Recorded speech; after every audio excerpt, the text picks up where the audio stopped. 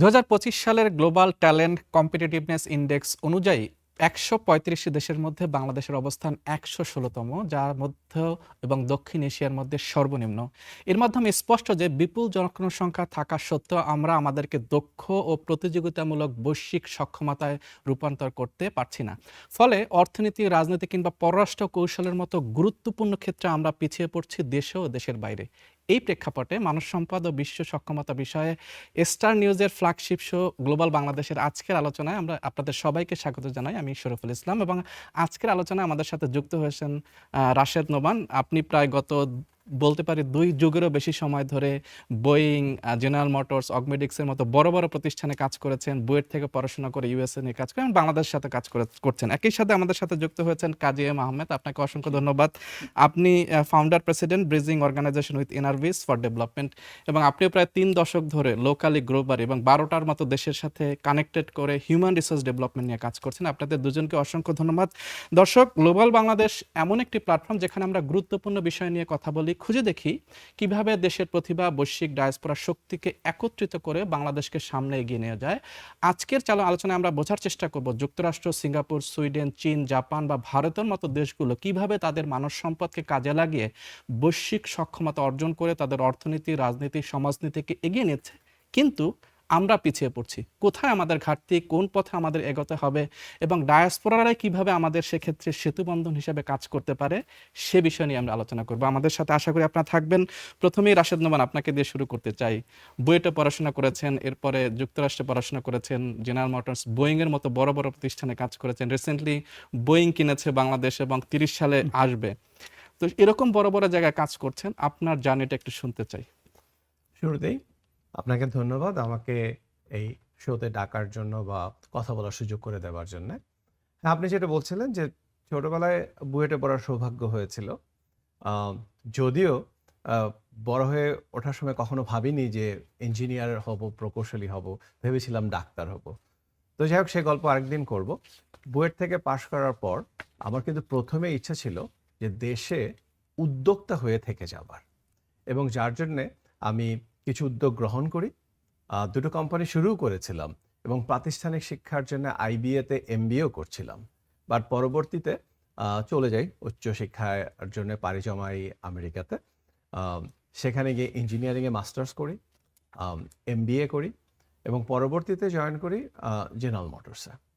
General motors তখন পৃথিবীর 1 নম্বর automotive company হিসাবে লিড করছিল ইন্ডাস্ট্রিকে, এবং সেখানে সুযোগ হয়েছিল এই ফরচুন 500 এই কোম্পানিতে কাজ করে যে একটা বড় কোম্পানির যেসব প্রসেস পলিসির উপরে দাঁড়িয়ে থাকে সেগুলো শেখার।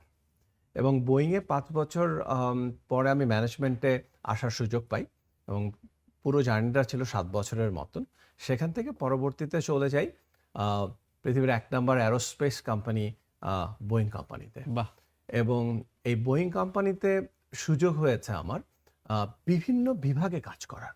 বোয়িংয়ের একটা ভালো দিক হলো ওরা আপনাকে হেল্প করে যে আপনি ল্যাটারালি বিভিন্ন অর্গানাইজেশনে মুভ করতে পারেন। যদিও যেহেতু আমি একজন ইঞ্জিনিয়ারিংয়ে শুরু করি, বাট পরবর্তীতে আমার সুযোগ হয় সাপ্লাই চেইনে কাজ করার। সেখানে ইন্টারন্যাশনাল সাপ্লায়ারদের সাথে কাজ করার একটা সুযোগ আসে। পরবর্তীতে প্রজেক্ট ম্যানেজমেন্ট, টেস্টিং, এবং তারও পরবর্তীতে যখন আমি কর্পোরেট ল্যাডারে আরেকটু উপরের দিকে যাবার সুযোগ পাই, তখন আমার কাজ করার সুযোগ হয় business development, data analytics, take support, এবং সবচেয়ে বড় কথা যে পুরো পৃথিবীতে অ্যারোস্পেস ইন্ডাস্ট্রিটা কিভাবে চলছে, এভিয়েশন ইন্ডাস্ট্রিটা কিভাবে চলছে, এয়ারলাইন্সগুলো কিভাবে অপারেট করে, সেই সুযোগটা কিন্তু চলে আসে। Because before I left Boeing I was leading the operation control center, যেখানে আমার দায়িত্বে ছিল 45 airlines and almost 1200 airplanes. Exactly. এই যে কাজ করতে গিয়ে বিশেষ করে বোয়িং এর পরে আপনি বাংলাদেশে অডবেগডিসের মতো যে গ্লোবাল প্রতিষ্ঠান, সেখানে ম্যানেজিং ডিরেক্টর ছিলেন। যখন কাজ করতে গেলেন এবং প্রত্যেকটা জায়গায় তো আপনার ট্যালেন্ট দিয়ে, আপনার দক্ষতা দিয়ে আপনাকে প্রমাণিত করে তারপর কাজগুলো করতে হয়েছে। এবং যে রিপোর্টের কথা বলছিলাম গ্লোবাল কম্পিটিটিভ ইন্ডেক্স, যেখানে বাংলাদেশের অবস্থান 116 out of 135। Global talent market বা গ্লোবাল ট্যালেন্ট, যেখানে ইউএস এর ট্যালেন্ট মার্কেটটা কেমন, কিভাবে তারা অ্যাকুইজিয়েট করে, কিভাবে ট্যালেন্টটাকে নার্চার করে, যদি ছোট্ট করে একটু বলেন, তারপর কাজের ভাইয়ের কাছে শিওর। যেহেতু গ্লোবাল ট্যালেন্ট বলছেন, তো আমাদের দেশে কিন্তু ট্যালেন্টেড ছেলেমেয়ের কোনো অভাব নাই। আই গেস ওদের কাছে যেটা অভাব সেটা হচ্ছে ইনফরমেশনের। যদি এটা খুবই দুঃখজনক যে বাংলাদেশে কিন্তু সেলফোনের পেনিট্রেশন অত্যন্ত বেশি, হ্যাঁ। অলমোস্ট প্রায় সবার হাতে দুটো করে সেলফোন সেট আছে। মানে আমি এবং- বলি 100, we have 170 million people, the cell phone number 178 million.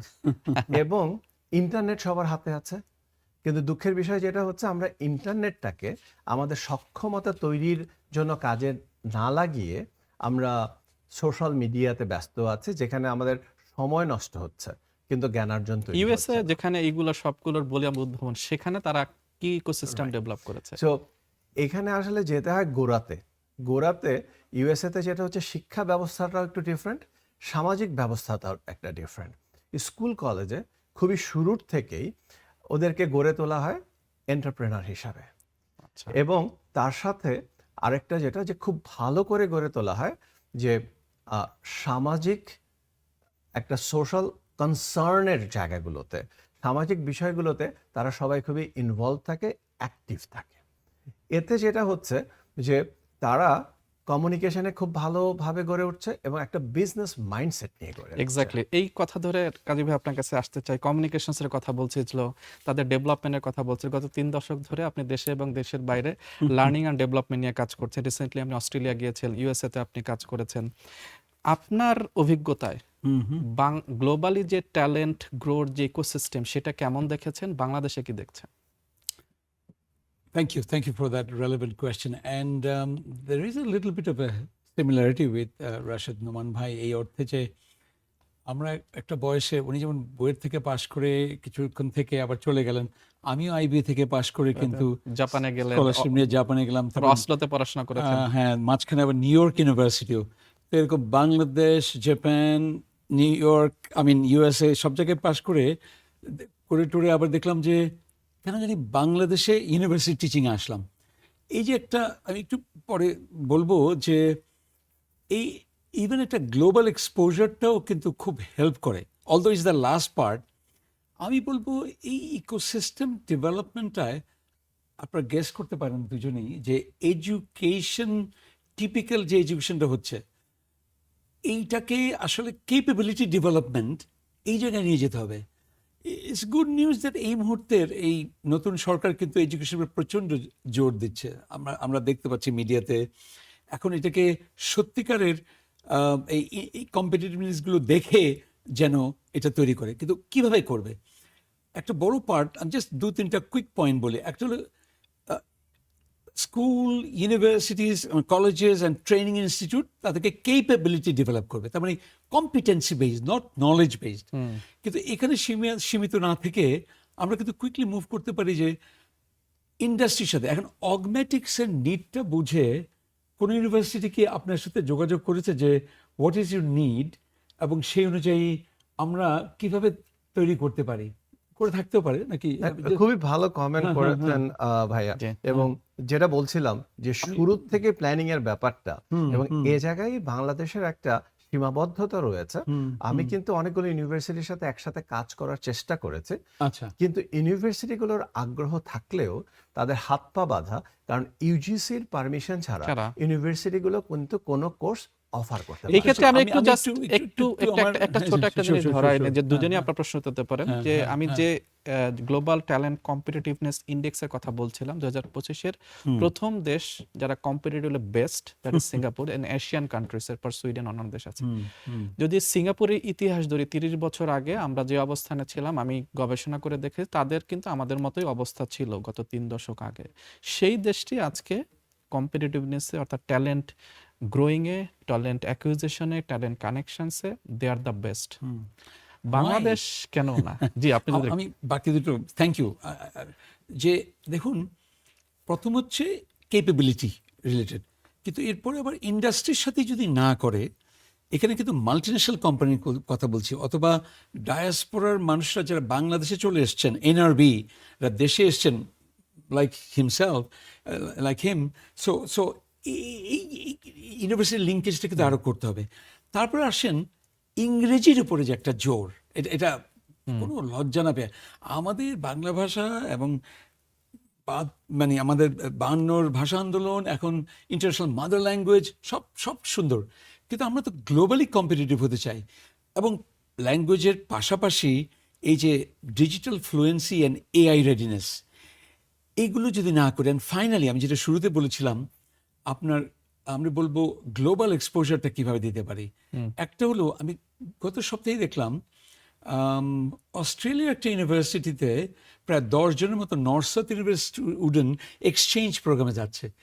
এই ছেলেমেয়েরাই কিন্তু ওখানে এক সেমেস্টার করবে, ঠিক আমি যেমন করেছিলাম, জাপান থেকে এক্সচেঞ্জ প্রোগ্রামে চলে গেছিলাম নিউ ইয়র্ক ইউনিভার্সিটিতে, and I came back and finish my degree in Japan. No wonder why I could be in 12 different countries, or এই বছর সেপ্টেম্বরে আমি নিউ ইয়র্কে গিয়ে একটা কিনোট দেব। All this became possible because I acquired that ability, values and so on, Exactly. including certification. Yes. যেমন একটা last point, I'm now IFC certified master trainer. Yes. আমি মানে আপনি তো পায়োনিয়ার বাংলাদেশের হ্যাঁ। ট্রেনিং এর জগতে। আমরা বিস্তারিত আর আসবো, Right, শুধু আপনার right. কাছে একটু আপনি বুয়েটে পড়াশোনা করেছেন, আমরা দেখি বুয়েট, ঢাকা মেডিকেল, যারা বড় প্রতিষ্ঠান যেখানে ট্যালেন্টরা আসলে বেশি জন্ম নেয় বা লাচারা, তারাই দেশের বাইরে চলে যায়।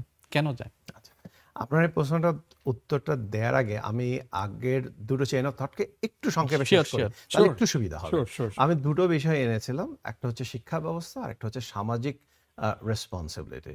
সো আপনি যদি বাইরের যারা থাকে তাদের সাথে কথা বলবেন, দেখবেন যে ওরা শুরুর থেকে এন্টারপ্রেনারশিপটাতে বাচ্চাদেরকে উদ্বুদ্ধ করে। ছেলেমেয়েরা 2 বছর বয়স থেকে সামারে বাড়িতে লেমনেড বানিয়ে বাড়ির সামনে বিক্রি করে। বাহ, এই 2 বছর বয়সে ওদের যে একটা ইন্ট্রোডাকশন হয়, দোকান থেকে 50 সেন্টসে একটা কোক কিনে নিয়ে এসে বাড়ির সামনে বসে 1 টাকায় বিক্রি করে। এটাই হচ্ছে কিন্তু ওদের হাতে খড়ি, সেখান থেকেই শুরু। শিক্ষা ব্যবস্থার কথা যেটা বলছিলাম, আমি 17তে দেশে ফিরি। দেশে ফেরার পর আমি যেহেতু বিপিও সেক্টরে এবং সফটওয়্যার ডেভেলপমেন্ট, এই দুটো সেক্টরে কাজ শুরু করি, তা আমি দেখলাম যে বিপিওতে কারা ভালো করছে। অফকোর্স এখানে নাম আসে হচ্ছে ফিলিপিন্সের। ইয়েস। সো আমি 19 সালে ফিলিপাইনে যাই যে ওদের লিডার সাথে কথা বলে একটু জেনে আসার জন্য, এবং ওইখানে আমি খেয়াল করলাম ওদের সাথে যখন কথা বললাম, ওরা ইকোসিস্টেমের 3টা জিনিসের উপর ফোকাস করছে।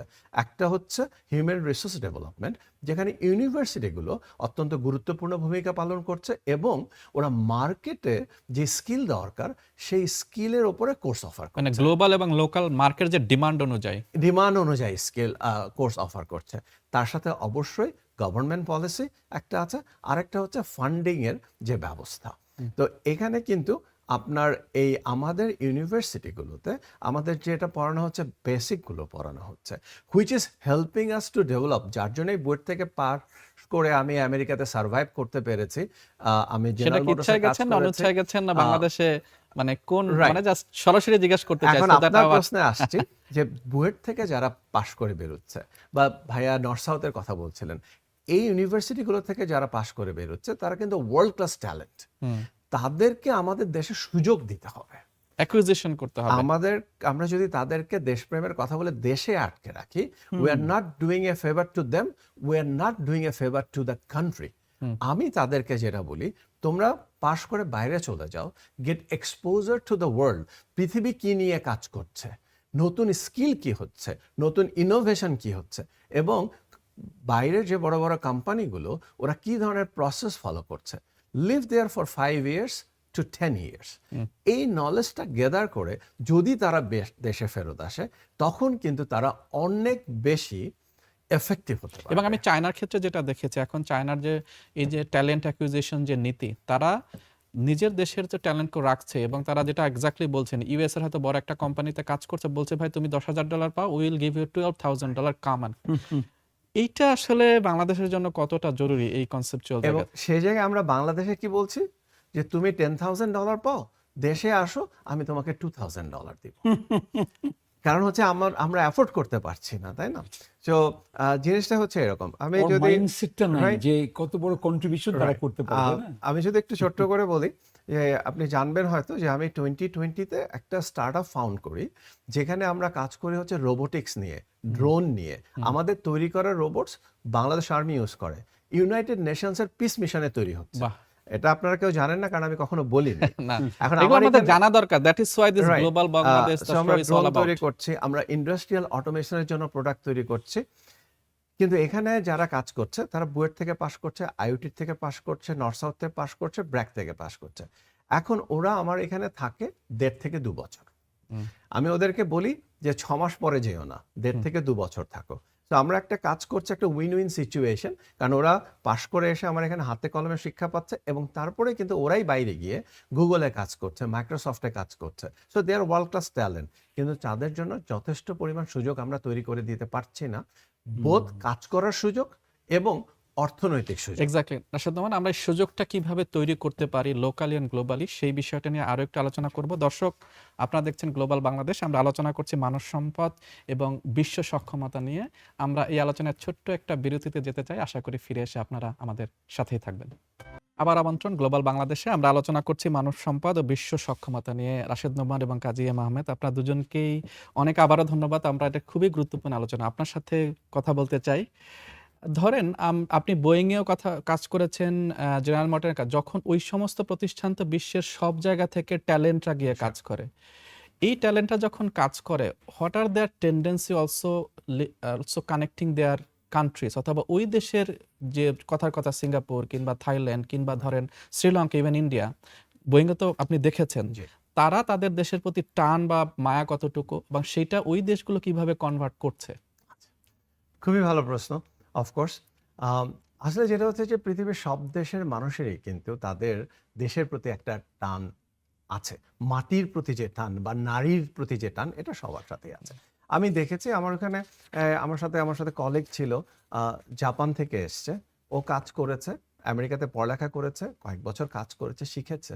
এবং যেহেতু জাপানে টেকনোলজি অনেক অ্যাডভান্সড, ও কিন্তু একসময় জাপানে ফেরত গেছে এবং জাপানে ফেরত গিয়ে এখান থেকে যা শিখেছে সেই বেস্ট প্র্যাকটিসেসগুলো নিয়ে জাপানে একটা কোম্পানিতে জয়েন করেছে। এতে যেটা হয়েছে যে জাপান অলরেডি টেকনোলজিতে আগানো, তার সাথে যখন বোয়িংয়ের মতন একটা কোম্পানির বেস্ট প্র্যাকটিসেসগুলো ওর থ্রুতে যে নলেজ ট্রান্সফারটা হয়েছে বা কালচারাল ট্রান্সফারটা হয়েছে, এতে কিন্তু ওই কোম্পানিটা সমৃদ্ধ হয়েছে, এনরিচ করেছে। ঠিক একইভাবে আমি দেখেছি মালয়েশিয়ার একটা ছেলে, ও কিছুদিন কাজ করার পর ও দেশে ফেরত গেল। এখন ও যখন দেশে ফেরত গেল, ও নিয়ে গেল একটা বিজনেস আইডিয়া। ও বলল যে আমাদের দেশে, যেহেতু মালয়েশিয়াতে মুসলিম প্রধান দেশ, আমেরিকাতে প্রসেস ফুড বা প্রসেস মিট রাইট অত্যন্ত পপুলার। তো ও কি করলো, ও দেশে ফেরত গিয়ে ও একটা হালাল প্রসেস মিটের ইন্ডাস্ট্রি ও শুরু করলো। তাহলে এখানে দেখেন, ও নিয়ে গেল হচ্ছে বিজনেস আইডিয়াটাকে এবং বিজনেস নলেজটাকে। দুটো ক্ষেত্রেই কিন্তু ওই দেশটা সমৃদ্ধ হচ্ছে, বিকজ তারা আইডিয়া নিয়ে দেশে ফিরেছে।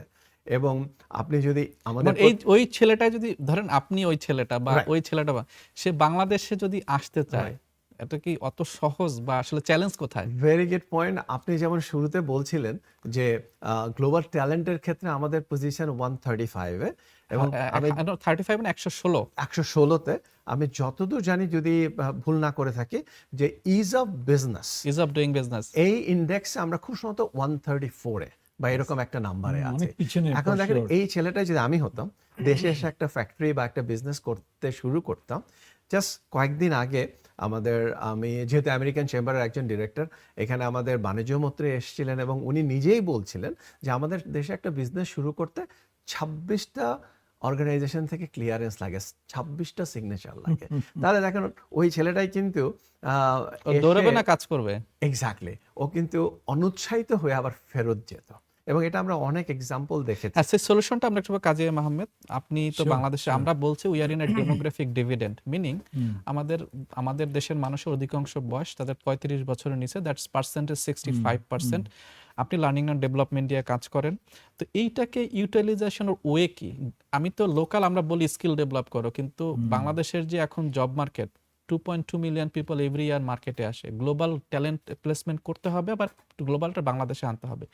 এই যে ইকোসিস্টেমটা আসলে ঘাটতি কোথায় দেখেন এবং কি করা যায়?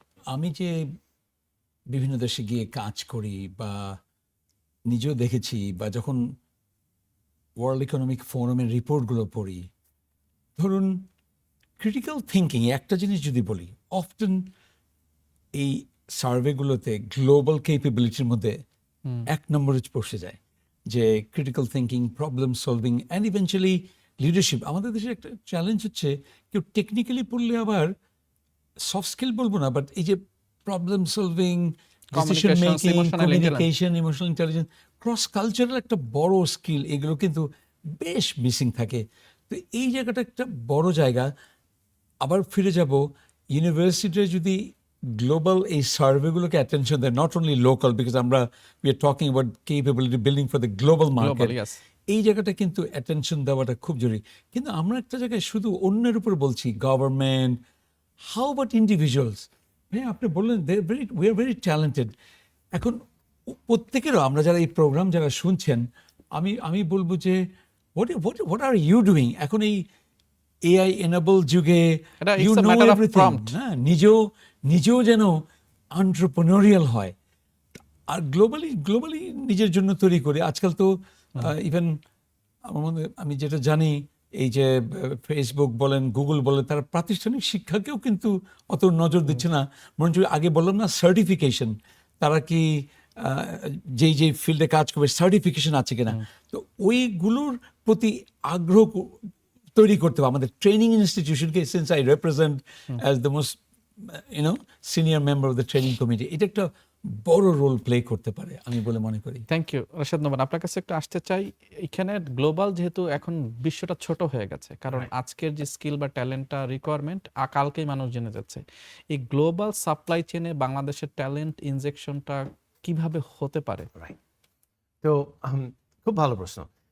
এবং এটা নিয়ে আমি সবসময় ভাবি, এবং আমার যখনই সুযোগ হয় নতুন প্রজন্মের সাথে কথা বলার, আমি ওদেরকে এই মেসেজটা দেওয়ার চেষ্টা করি যে বাংলাদেশে there are 154 ইউনিভার্সিটিস, হয়তো বাই নাও আরও বেড়ে গেছে।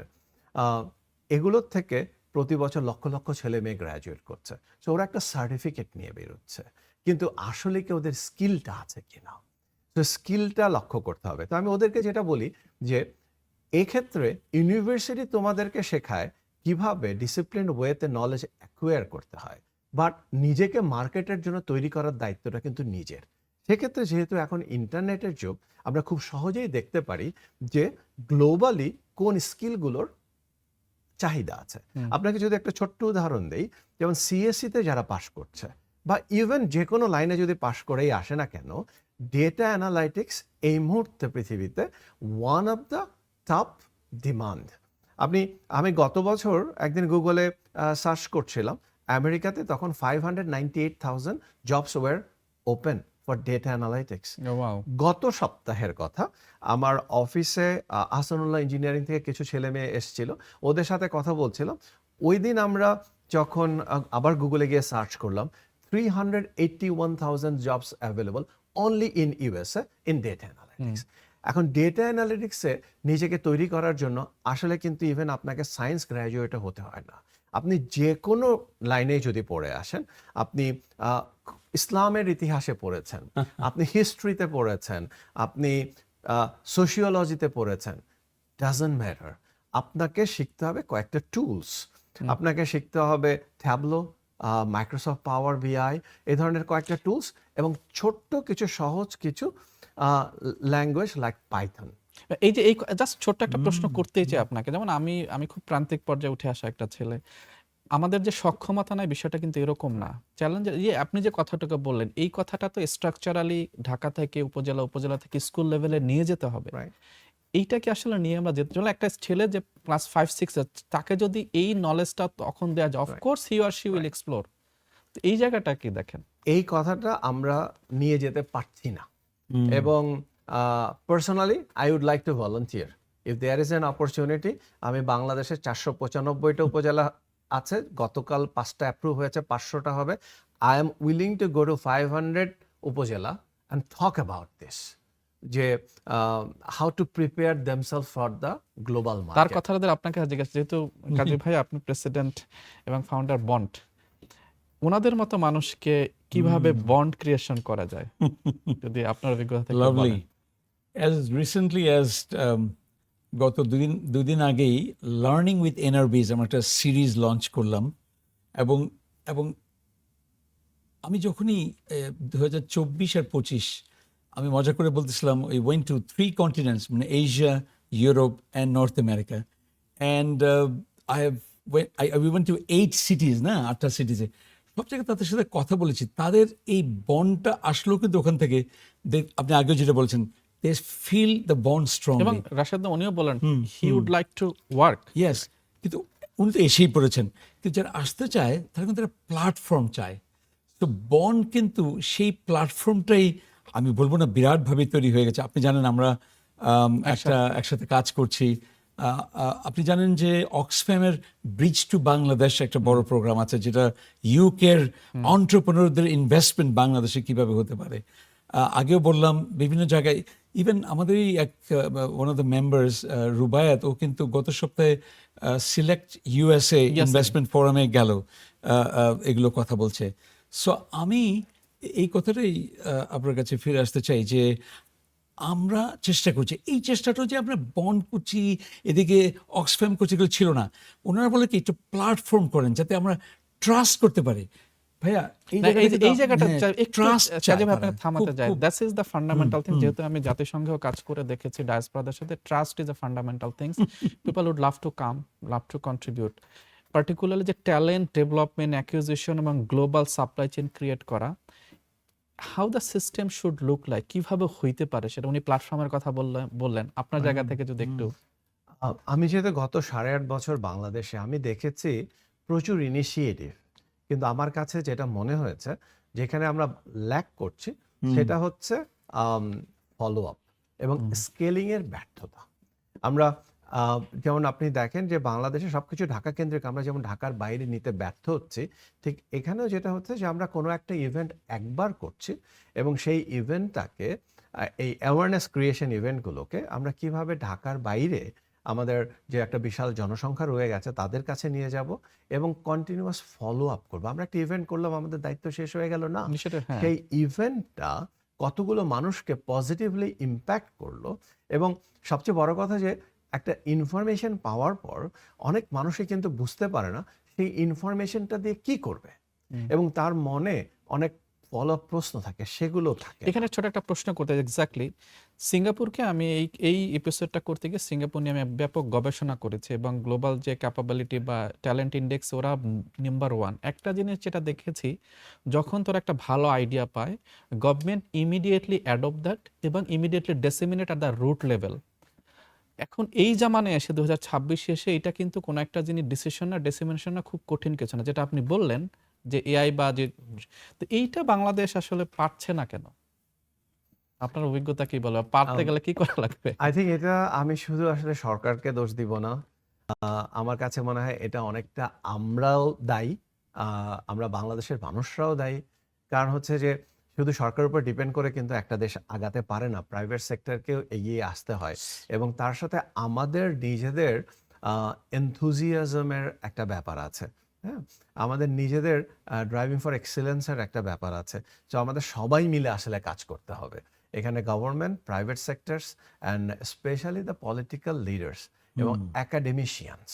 আমাদের যত হাজার হাজার স্কুলস আছে, ইউনিভার্সিটি আছে, এখানে অ্যাকাডেমিশিয়ানদের কে অন্তর্ভুক্ত করে একটা প্রোগ্রাম করা যেতে পারে, যে প্রতিটা ইউনিভার্সিটি বা কলেজ লেভেলে একটা রিকোয়ারমেন্ট থাকবে যে ফিউচার কেরিয়ার ডেভেলপমেন্টের ওপরে কিছু সেশন, সেমিনার আয়োজন করা, ফান্ডামেন্টালি থাকতেই হবে। ফান্ডামেন্টালি, এবং সেই সাথে কন্টিনিউয়াস সাপোর্টের ব্যবস্থা করা।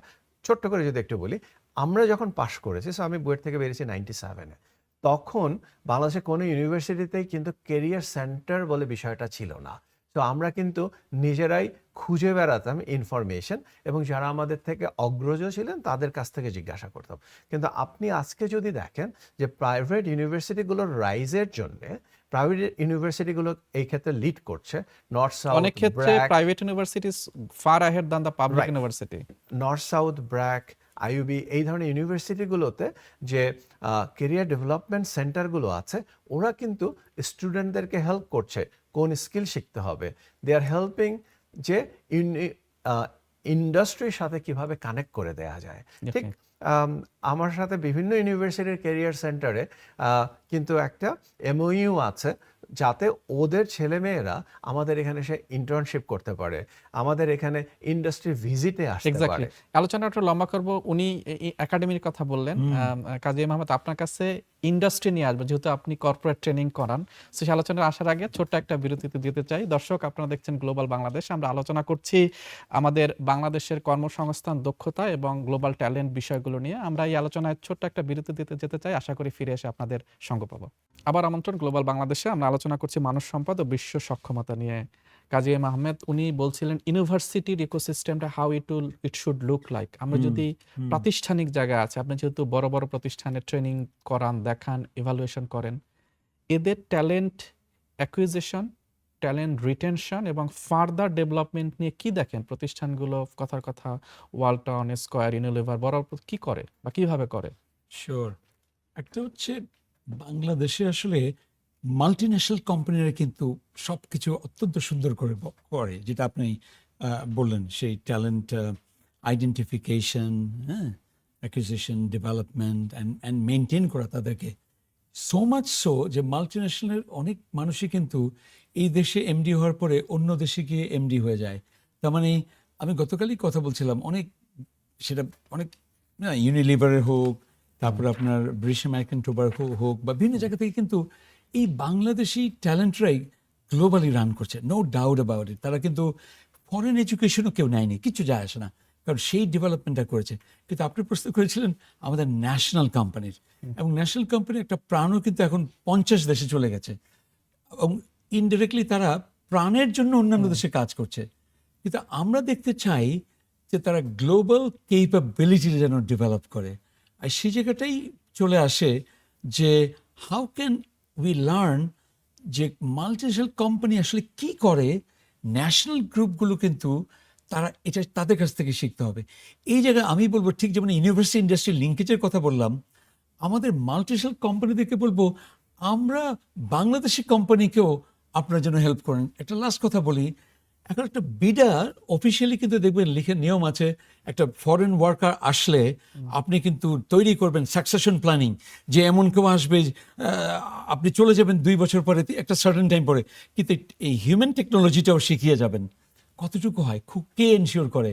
এবং ইন্টারনালিও আমাদের মতো platform, bond, we can do such things, যে মাল্টিন্যাশনাল কোম্পানি এত সুন্দর করে অনেক এক্সাম্পল আছে, তারা ইন্টারন্যাশনাল গ্লোবাল লেভেলে কাজ করে আবার ফিরে আসে। এটাই বলছিলাম, ন্যাশনাল আর মাল্টিন্যাশনাল একটা নেটওয়ার্ক দরকার। আমি একটু যদি কাজী ভাইয়ের সাথে অ্যাড করি, যে আমি মনে করি industry has its responsibility and they can really play a very important role. কিভাবে? যেমন অগমেটিক্স থেকে আমরা যেটা করছি, আমি আমার লিডারশিপ টিমকে, ম্যানেজমেন্ট টিমকে বলেছি যে আমাদের রেসপন্সিবিলিটি বা দায়িত্ব হচ্ছে নতুনদেরকে ট্রেনিংয়ের সুযোগ করে দেয়া। যার জন্য কিন্তু আমরা সবসময় উই ক্যারি 10 to 15 ইন্টার্নস, যাতে ওরা আমাদের সাথে এসে বিভিন্ন ডিপার্টমেন্টে কিভাবে কাজ হয় সেটা শিখতে পারে। ওদের first exposure to the professional field এবং কিভাবে গ্লোবাল কোম্পানিগুলো কাজ করে, এই সুযোগটা যদি আমরা করে দিতে পারি, তারা কিন্তু এই 3 মাসে যেটা শিখলো সেটাকে লেভারেজ করে বড় বড় কোম্পানিতে কাজ করতে পারে। এবং আমি পার্সোনালি আমরা we are at a stage যে আমাদের বন্ধু বান্ধবরাই কিন্তু বিভিন্ন কোম্পানিতে লিডিং পজিশনগুলোতে আছে, লোকালি অ্যান্ড গ্লোবালি। লোকালি এবং গ্লোবালি। এবং ওদের সাথে যখন কথা হয়, আমি কিন্তু ওদের সবাইকে বলি যে you should start an internship programme so that you welcome new generation to your organisation. যে তুমি যে এত বড় একটা কোম্পানি করেছো, তুমি যে তোমার কোম্পানির রেভিনিউ আছে 500 কোটি টাকা, 1000 কোটি টাকা, ওরাও তো শিখতে চায়, ওদের তো মেন্টরিং দরকার। ওরা যদি তোমার সাথে 3টা মাস কাজ করার সুযোগ পায়, তাহলে কিন্তু তাদের লাইফটা চেঞ্জ হয়ে যেতে পারে। And tomorrow they can start a company in Bangladesh which can employ 1000 Rashed, people. আপনাকে একটা প্রশ্ন করতেই চাই। আপনি যেহেতু বিশ্বের বড় বড় প্রতিষ্ঠানে কাজ করেছেন, আমরা গত ১-১.৫ দশকে যেটা দেখেছি যে বড় প্রতিষ্ঠানগুলো তারা কিন্তু গ্লোবাল সাউথে এক্সপান্ড করছে। বিশেষ করে আমরা দেখেছি তাদের wing in Singapore. Right. Recently আমরা দেখেছি ব্যাঙ্গালোরে Right. বিশেষ করে টেক প্রতিষ্ঠানগুলো, ওই প্রতিষ্ঠানগুলো উইংগুলো Right. কিন্তু প্রতিষ্ঠা they see a very good environment, Right. They come, invest and they are growing. এদেরকে বাংলাদেশে কেন আনতে পারি না? আমাকে আনতে গেলে কি করতে হবে? আপনি আমার অত্যন্ত পছন্দের একটা টপিক আপনি এনেছেন। আমাদের বড় ব্যর্থতা হচ্ছে national branding. Yes. National branding যেটা হচ্ছে আপনি দেখবেন যে the way they have branded themselves. আমরা যখনই সফটওয়্যারের কথা বলি, পিপল থিঙ্ক অ্যাবাউট ইন্ডিয়া। আমরা যখনই বিপিও সার্ভিসেস বা ভয়েস সার্ভিসেস বা কাস্টমার সার্ভিসের কথা বলি, দে থিঙ্ক অ্যাবাউট ফিলিপিন্স। সেমিকন্ডাক্টরে তাইওয়ান। সেমিকন্ডাক্টরে তাইওয়ান। যদি ফাইন্যান্সের কথা হয়, ফিনটেক জগতে ইদানিংকালে হয়েছে শ্রীলঙ্কা। আপনি দেখেন যে why not us? Why not আস, এখানেই হচ্ছে এবং আমাদের কেন প্রশ্নটা ব্যর্থতা। করেছে, লাইক ধরুন এই প্রতিষ্ঠানগুলো আসছে, ওদের যে ট্যালেন্ট, ওদের স্কিল অটোমেটিক্যালি ইনজেক্ট Right. হতো। Right. ইয়েস, বলেন। এখানেই আমাদের ব্যর্থতা। আপনি দেখেন যে ফিলিপিন্সে কেন ভয়েস নির্ভর কাজগুলো যাচ্ছে, কারণ ওদের ইংলিশ হচ্ছে পারফেক্ট। আপনি যদি একটা ফিলিপিনের সাথে ফোনে কথা বলেন, আপনি চেহারা না দেখলে বা না জানলে আপনি বুঝতেই পারবেন না যে ও কোন দেশে কোথা থেকে কথা বলছে। এই কথাটা So, কিন্তু আগে বলতেছিলাম। দুর্দান্ত ইংলিশ, এটা হচ্ছে ওদের সক্ষমতা। ইন্ডিয়াতে অফকোর্স যে হিউজ পপুলেশন আছে, প্রচুর যে টেকনিক্যাল ইউনিভার্সিটিগুলো আছে বা কলেজগুলো আছে, ওরা জোর দিয়েছে হচ্ছে যে টেকনিক্যাল ডেভেলপমেন্টের ওপরে, ওরা সফটওয়্যার ডেভেলপমেন্টটাকে বেছে নিয়েছে। এখন আমাদের জন্য কিন্তু একটা বিশাল সুযোগ এসছে। আপনাকে যদি একটু বলি, সিমিলার ট্যালেন্ট, আমরা কিছুদিন আগে একটা এক্সপেরিমেন্ট করি, একই ধরনের সফটওয়্যার ইঞ্জিনিয়ারিং পজিশন একই সাথে আমি ঢাকাতে ওপেন করি এবং ব্যাঙ্গালোর অফিসে ওপেন করি। যখন ট্যালেন্ট পাওয়া গেল, আমার ঢাকাতে একটা ছেলেকে আমার যে পরিমাণ পে করতে হবে, যে পরিমাণ কম্পেনসেশন দিতে হবে, তার প্রায় 1.5 গুণ দিতে হবে ইন্ডিয়াতে। তো যার জন্যে পশ্চিমা দেশগুলো, আমেরিকা এবং ইউরোপের দেশগুলো কিন্তু এখন ইন্ডিয়ার অল্টারনেট লোকেশন খুঁজছে। পাশের দেশ আমরা বাংলাদেশ, কিন্তু আমরা কয়েকটা জায়গায় ব্যর্থ। একটা হচ্ছে যথেষ্ট পরিমাণ ব্র্যান্ডিং করতে পারছি না, যে আমাদের যথেষ্ট ট্যালেন্ট পুল আছে, those who are good in English communication and technical capability like software development. 2 number হচ্ছে আমাদের যে political unstability, that is not helping. এটা That's a হচ্ছে big একটা question. বড় জিনিস। এবং কারণ হচ্ছে যে ওরা ভয় পাচ্ছে যে এখানে যে আমি ইনভেস্ট করব মিলিয়নস অফ ডলার্স, তাহলে আমার কি বিজনেস কন্টিনিউটিটা থাকবে কিনা। 3 নাম্বার হচ্ছে আমাদের দেশের আরো কিছু যে সমস্যা আছে, ট্রাফিক। আপনি চিন্তা করেন যে একটা ইনভেস্টর যখন ঢাকা এয়ারপোর্টে নামছে, ঢাকা এয়ারপোর্ট থেকে যখন গুলশানে আসতে ওর 1 ঘন্টা 2 ঘন্টা লাগছে, ও কিন্তু দুবার চিন্তা করবে বিফোর সে এখানে And this is a invest big করছে। ডিসেন্ট্রালের কথা বলছি। নতুন কাজী আহমেদ, নতুন সরকার এসছে, তারা নতুনভাবে ঢেলে সাজানো শুরু করছেন এবং আমরা একটা ভালো দিকও দেখছি, অনেক ডায়াসপোরা মেম্বার পলিসি মেকিং এ আসছে। যে কথাটা উনি বললেন, একটা তো স্কিল ডেভেলপমেন্ট, আবার গ্লোবাল প্রতিষ্ঠানকে বাংলাদেশকে নিয়ে আসা, either establish office or making synergies among us. সেটা কিভাবে করতে পারে, যদি অল্প কথা একটু যদি বলেন। প্রথমত হচ্ছে আমরা খুব সিরিয়াসলি স্টাডি করতে হবে, how did India do it, how did China do it. হ্যাঁ, মানে এই কান্ট্রিগুলো এবং মালয়েশিয়া এবং সিঙ্গাপুরে একবার বারবার আসে, ইভেন দেখো সুইডেন, নরওয়ে যে এক্সাম্পল দেখলাম, তাদের উপরে সিঙ্গাপুর অন টপ। সেটাই তো। তারা, আপনি অনেক আগের স্টোরি জানেন বোধহয়, ইভেন মালয়েশিয়ার মতো জায়গায় মাহাতির মোহাম্মদ যখন ছিল, তারা এই ইউকে এবং অন্যান্য দেশে কিন্তু থাউজেন্ডস এডুকেশনে পাঠিয়ে দিয়েছে, বিভিন্ন টেকনিক্যাল নন টেকনিক্যাল সাবজেক্টে। তার মানে এই এই একটা জায়গায় পলিসি লাগবে। আমরা দুজনেই বলেছি যে গভর্নমেন্টকে অঙ্গুলি প্রদর্শন করিয়া লাভ নাই, কিন্তু কিছু জায়গায় তো আমরা প্রাইভেট সেক্টরের রোল না। তো সেই জায়গায় এই পলিসিটা খুব ভালো করতে হবে, যেটা আপনি একসময় বললেন যে 10 পেলে 12 দেবো, 10 পেলে 2 দেবো।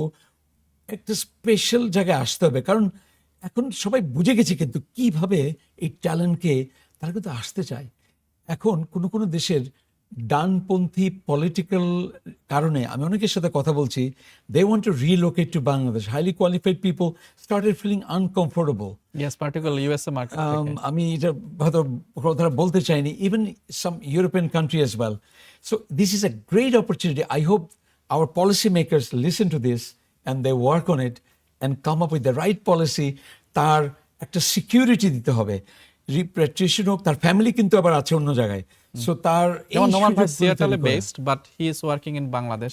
হ্যাঁ, আপনাকে ধরে আপনাকে শেষের দিকের একটা প্রশ্ন করতে জি। চাই, যদি ধরেন আমাদের ট্যালেন্ট সাপ্লাই চেনটা ভালো হইলো, গ্লোবালি গেল, লোকালি আসলো, এবং এটা যদি হয় যেখানে আমরা বিশেষ করে সিঙ্গাপুর কিংবা সুইডেন কিংবা চায়নাকে দেখি, তাদের পররাষ্ট্র ক্ষেত্রে, তাদের অর্থনীতি ক্ষেত্রে, ইভেন রাজনীতি ক্ষেত্রে they can influence so much. তো আমাদের এই ট্যালেন্ট ইকোসিস্টেম যদি ভালো হয়, আপনি কোন কোন জায়গায় বাংলাদেশ এগিয়ে যেতে পারে বলে মনে হয়, এবং সে কারণে হলেও আমাদের এখানে জোর দেওয়া উচিত বলে আপনি মনে করেন? সো আমাদের ডিসকাশনগুলো অনেকটাই কিন্তু একটু স্কিলডের দিকে ছিল, বাট স্কিল লেবারের পাশাপাশি সেমাই স্কিলের দিকেও নজর দেওয়া দরকার। একটা হচ্ছে অফকোর্স টেকনোলজির যুগে আমরা আছি, আমাদের প্রতিটা ইউনিভার্সিটিতে সিএসসি ডিপার্টমেন্ট আছে, এখান থেকে যারা গ্র্যাজুয়েট করছে আমাদের দেখতে হবে যে আমরা কিভাবে পলিসিটা সহজ করতে পারি যাতে ইউনিভার্সিটিগুলো এই মুহূর্তে ওয়ার্ল্ডে ডিমান্ড আছে এই ধরনের কোর্স অফার করতে পারে। যেমন ডেটা অ্যানালিটিক্সের কথা বলছিলাম, এআই ইঞ্জিনিয়ারিং এই মুহূর্তে পৃথিবীর সবচেয়ে হট টপিক, এগুলোতে আমরা স্কিল তৈরি করতে পারি, ছেলে মেয়েদের কমিউনিকেশনে ইমপ্রুভ করতে পারি, so that they can play in the global market. তার পাশাপাশি what will be the implications? For example আমি যদি পার্টিকুলারলি বলি, আমরা পররাষ্ট্রনীতিতে বলেন, গ্লোবাল রাজনীতিতে বলেন, গ্লোবাল অর্থনীতিতে বলেন, দিন শেষে মানুষ চালায়, এবং ওই মানুষটাই যদি ট্যালেন্টেড না হয়, how we can even even aspire for a good nation? তো কয়েকটা জিনিস, একটা হচ্ছে যে অফকোর্স আমরা যে দেশগুলো ভালো করেছে কাজী ভাই বলছিলেন তাদের থেকে শিখতে পারি। আরেকটা হচ্ছে যে আমরা ইন্টারন্যাশনাল কনসালটেন্টদের সাথে আলাপ করতে পারি যাদের অনেক এক্সপিরিয়েন্স আছে। যেমন একটা হতে পারে যে বাংলাদেশের বিভিন্ন ইউনিভার্সিটির সাথে বিভিন্ন ইউনিভার্সিটি এক্সচেঞ্জ প্রোগ্রাম, যেটা কাজী ভাই বলেছিলেন, দ্যাট ক্যান হেল্প। এবং even G2G government to government লেভেলেও যদি আমাদের কোনো এক্সচেঞ্জ প্রোগ্রাম চালু করা সম্ভব হয়, that can help as well. আর আরেকটা যেটা না বললেই নয়, যেটা আমি বলছিলাম যে আমাদের কিন্তু একটা বিশাল সংখ্যক জনগোষ্ঠী দেশের বাইরে কাজ করে, তারা হচ্ছে without any skill, unskill labour, মাইগ্রেন্টদের যাদের কথা বলছেন, তারা পরিশ্রম করে, তারা আমাদের দেশের ইকোনমিতে একটা বিশাল ভূমিকা রাখছে, কারণ তারা বিলিয়নস অফ ডলার দেশে রেমিটেন্স পাঠাচ্ছে। Every year 25 to 30 Right. Billion dollar they are sending. এখানেই আপনি চিন্তা করেন, আমি যদি একজন লেবারকে না পাঠিয়ে সেমাই স্কিল অর্থাৎ একজন ওয়েল্ডারকে পাঠাই, রাইট, একজন ইলেকট্রিশিয়ানকে পাঠাই, তাহলে যেটা হবে একজন যে নার্সকে পাঠাই, আমাদের এই যে যেটা আমরা পাচ্ছি যে রেমিটেন্স আপনি বললেন $25 বিলিয়ন, এটা কিন্তু ডাবল হয়ে যেতে পারে। সম্ভব, কারণ যেটা হচ্ছে- ইন্ডিয়া করছে। এক্স্যাক্টলি, কারণ যেখানে একজন লেবার হয়তো দেশে পাঠাতে পারে 20,000 টাকা প্রতি মাসে, সেখানে আপনি যদি একজন স্কিল লেবারকে পাঠাতে পারেন, একজন ওয়েল্ডারকে পাঠাতে পারেন, তাহলে সে কিন্তু ইজিলি পাঠাতে পারে 1 লাখ টাকার মতন। আপনি জানেন যে কোরিয়াতে স্কিল লেবারদের রেমুনারেশন অত্যন্ত high, like they pay Bangladeshi taka 1.5 lakh টাকা। 50,000 টাকায় একটা মানুষ ওখানে থেকে যেতে পারে এবং সে 1 লাখ টাকা বাংলাদেশে পাঠাতে পারে। তাহলে কেন আমি একজন লেবার পাঠাবো একজন সেমাই স্কিলকে না পাঠিয়ে? তো এই টেকনিক্যাল এডুকেশনের দিকে আমাদের নজর দেওয়া উচিত। এবং G2G যেগুলো শুরু হয়েছে কোরিয়ার সাথে, জাপানের সাথে, এগুলোকে আমরা কিভাবে আরো দ্রুত এগুলোকে ক্যাপিটালাইজ করতে পারি, যে একটা কন্ট্রাক্ট হয়েছে কিন্তু আমরা দক্ষ শ্রমশক্তি দিতে পারছি না, Exactly. সেটার দিকে নজর দিতে পারি। Thank you. শেষ প্রশ্ন প্রসঙ্গক্রমে একটু বলি। একটু শেষ প্রশ্ন, আমাদের শোটা শেষ করতে আচ্ছা, হবে। আচ্ছা, okay. Thank you so much. আপনার কাছে শেষ প্রশ্ন, যেহেতু বাংলাদেশে আপনি কাজ করেন, কেমন বাংলাদেশে ভবিষ্যৎ দেখছেন উইথ এ ট্যালেন্টেড বাংলাদেশ? এবং সেটা আপনার কোনো অ্যাসপিরেশন থাকলে, যেহেতু সরকার এখন একেবারে ক্ষমতা 180 দিনের মধ্যে এখন আছেন, টু দ্য পয়েন্টে যদি কোনো কথা বাকি থাকে। আমি বলবো এখন অ্যাটেনশনটা, আমরা যদি গ্লোবাল ওয়ার্কফোর্স তৈরির কথা বলছি, যেন শুধু স্কিলে সীমাবদ্ধ না থাকে। আমরা এত আনক্রিয়েটিভ ভাবে পড়াই, ইন্টারাক্ট করি, সবাইকে যেন ওই যে ইনোভেশন অ্যান্ড ক্রিয়েটিভিটির উপর নজরটা দেওয়া হয়। এবং সেটাও শুধু না, টেকনোলজির কথা বললাম এর আগে, এটা অ্যান্ড দেন লিডারশিপ আর ইনস্টিটিউশনাল এক্সেলেন্স, যেটা চলে আসলো। গভর্নমেন্ট তার পলিসি মেকিং করবে, প্রাইভেট সেক্টর, আমরা নন প্রফিট বা সোশ্যাল ইনিশিয়েটিভ আছে আমাদের, সেগুলো আমরা করব। তার মানে খুব সংক্ষেপে বললে, starts with skill but not limited there. ইনোভেশনের উপরে সবচেয়ে জোর দিতে হবে আমাদের। আপনি জানেন আমাদের আমরা 16তে পড়ে আছি 135-এর মধ্যে। সিরিয়াস লেভেলে এই জায়গাটা আমাদেরকে এগিয়ে নিয়ে যেতে হবে।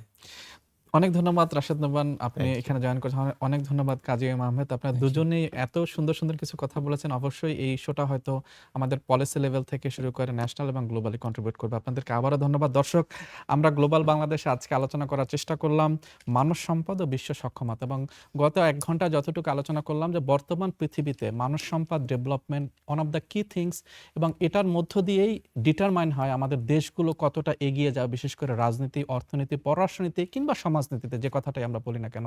আমরা বিশ্বের যে ওয়ার্ল্ড ব্যাংক বলেন কিংবা ওয়ার্ল্ড ট্যালেন্ট ইন্ডেক্স বলেন, সেখানে আমরা দেখেছি যে যে সমস্ত দেশগুলো তাদের ট্যালেন্ট লোকালি তারা গ্রো করে, গ্লোবালি তারা কানেক্ট করে, এবং সেই গ্লোবাল কানেক্ট করে আবার তার দেশে যারা ফিরিয়ে আনতে পারে তারাই কিন্তু এগিয়ে যাচ্ছে। বিশেষ করে এশিয়ার যদি এক্সাম্পল দিই, আমরা সিঙ্গাপুরের কথা বলছি, আমরা ইউরোপের এক্সাম্পল দিলে সুইডেনের কথা বলতে পারি, এবং যুক্তরাষ্ট্র তো একটা বড় এক্সাম্পল। তারা দেশের পলিসি এমনভাবে নির্ধারণ করে যাতে করে ছোটবেলা থেকেই সে নিজের ট্যালেন্টটাকে খুঁজে পেতে পারে এবং সিস্টেমের মধ্যে ট্যালেন্টটা গ্রো করতে পারে, গ্লোবাল এক্সপোজার পায়, এবং দিন শেষে তার দেশকে কন্ট্রিবিউট করতে পারে। এবং সেটা যদি আমরা ওনারা যে এক্সাম্পল দিলেন, যে রিকমেন্ডেশন দিলেন, এখনই হচ্ছে খুব ভালো সময়, রাইট টাইম।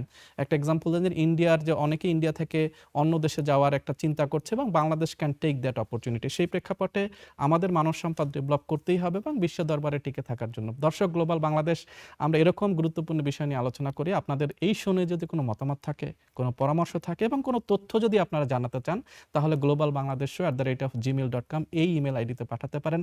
হোয়াটসঅ্যাপও করতে পারেন আমাদের +88 01915 631608 এই নাম্বারে আমাদের হোয়াটসঅ্যাপ করে আপনার তথ্য জানাতে পারেন। দর্শক, আপনাদেরকে আবারও অসংখ্য ধন্যবাদ। আগামীতে আবারও দেখা হবে সেই প্রত্যাশায়। ভালো থাকুন, সুস্থ থাকুন, নিরাপদ থাকুন। আল্লাহ হাফেজ।